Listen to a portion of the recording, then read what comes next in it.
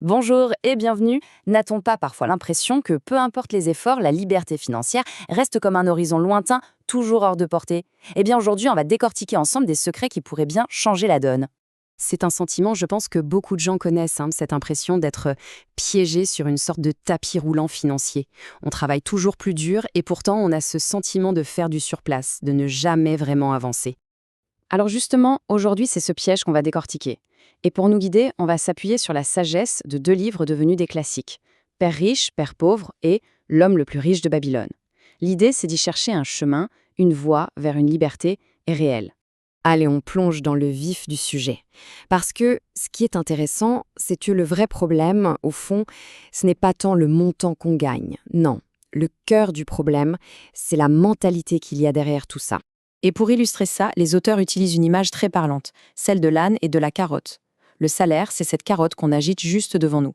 Ça résout un problème immédiat, bien sûr, ça donne envie d'avancer, mais en réalité, ça nous garde dans un cycle de travail perpétuel, à courir après une illusion qu'on n'attrape jamais vraiment. Ok, donc, si le salaire c'est l'illusion, qu'est-ce qui fait tourner la machine? Quel est le vrai moteur de ce piège? Eh bien, tout repose sur deux émotions humaines fondamentales et très très puissantes. D'un côté, on a la peur. La peur de ne pas pouvoir payer les factures. La peur de perdre son emploi. Cette peur nous pousse à travailler. Et de l'autre, dès que le salaire tombe, c'est le désir qui prend le contrôle. Le désir d'acheter des choses, d'améliorer son quotidien, d'impressionner un peu les autres. Et ça nous pousse à dépenser. Et c'est là que la boucle infernale se referme. On gagne de l'argent. Puis, naturellement, on dépense un peu plus, on s'habitue à un nouveau confort, ce qui fait qu'on a besoin de plus d'argent pour maintenir tout ça. Et donc, on est obligé de travailler encore plus. Au final, avoir plus d'argent ne résout rien. Ça ne fait qu'agrandir la roue dans laquelle on court, comme un hamster. Bon, la question c'est comment on sort de là? Si la solution, ce n'est pas de gagner plus, c'est quoi? Eh bien, la clé, c'est de comprendre une différence fondamentale. Une distinction toute simple, mais qu'on n'apprend quasiment jamais à l'école. Et ça commence par une affirmation qui peut sembler un peu choquante. C'est sans doute l'idée la plus provocatrice et la plus mal comprise de ces livres. Une idée qui vient bousculer une croyance ancrée chez beaucoup de gens. En fait, la définition est d'une simplicité presque brutale. Un actif, c'est quelque chose qui met de l'argent dans notre poche. Un passif, c'est quelque chose qui en sort. C'est tout. Si ça ne génère pas de revenus, ce n'est pas un actif. Point final. Peu importe sa valeur sur le papier.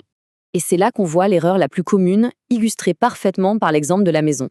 Si on y vit avec le crédit, les impôts, l'entretien, elle sort de l'argent de notre poche. C'est donc un passif. L'erreur fondamentale, c'est que beaucoup de gens passent leur vie entière à accumuler des passifs en pensant sincèrement que ce sont des actifs. Ok, maintenant qu'on a bien cerné le problème, passons aux solutions. Et pour ça, on va faire un petit voyage dans le temps. Parce que la sagesse de l'ancienne Babylone nous donne des règles d'une simplicité et d'une efficacité redoutables pour commencer à construire sa richesse. Et on va voir, c'est toujours d'actualité. Et la toute première règle, la loi numéro 1, celle qui est non négociable, c'est celle-ci. Il faut se payer en premier.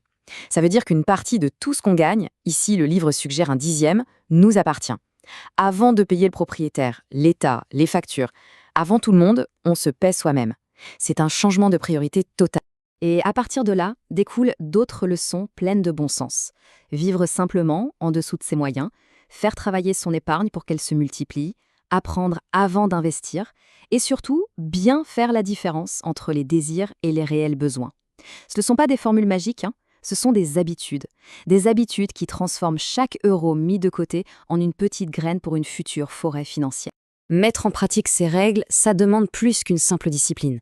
Ça demande un vrai changement de perspective. Il faut passer de la mentalité de quelqu'un qui travaille pour l'argent à la mentalité de quelqu'un qui fait travailler l'argent pour lui. Et cette différence de mentalité, on la voit dans le langage. D'un côté, il y a la phrase « je ne peux pas me le permettre ». C'est une phrase qui ferme la discussion, qui arrête la réflexion. De l'autre, il y a la question « comment puis-je me le permettre ?» Et cette question, elle ouvre le cerveau. Elle le force à chercher, à être créatif, à trouver des solutions. Et notre cerveau, c'est notre actif le plus puissant. Ce qui nous amène à une distinction très forte que l'auteur fait. Il y a une différence énorme entre être fauché et être pauvre.